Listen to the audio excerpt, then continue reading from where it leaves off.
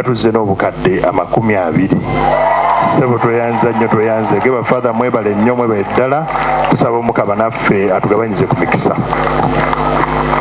Nga bafumbo tusobodde okuleeta cheeki yaffe yiino ya bukadde 8 mbakubireko mu ngalo n'emitwalo 39 n'ekitundu.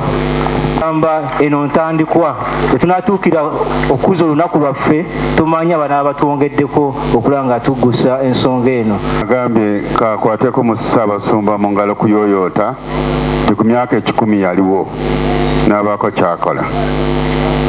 Twajja mangu ne tusooka ne tuleeta emitwalo 7. Leero tuleese emitwalo 84 mu 100.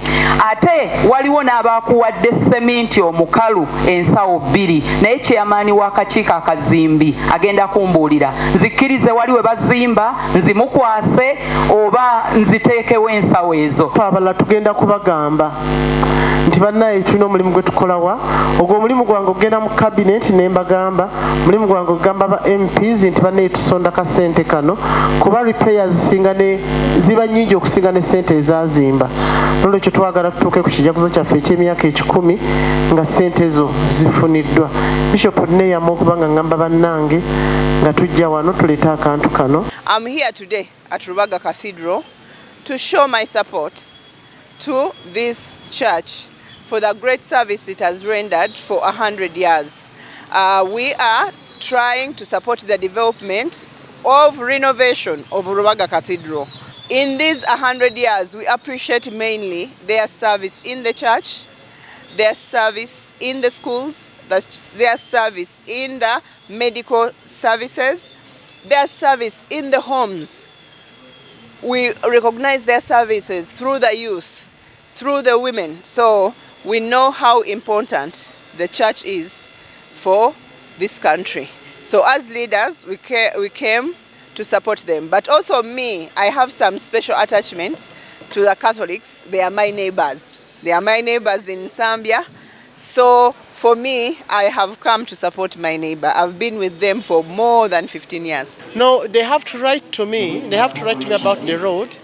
And if they write to me, I'm going to push it to technical people. Because it's not me to do it. It's supposed to be done by KCCA. They have to endorse it. Then we take it to Parliament. Me, I'll take it to Parliament. Then we endorse this road. It's okay, because it's their own right. Etu elio myoyo scenario kuyoyo takutandise era kugenda mu maaso.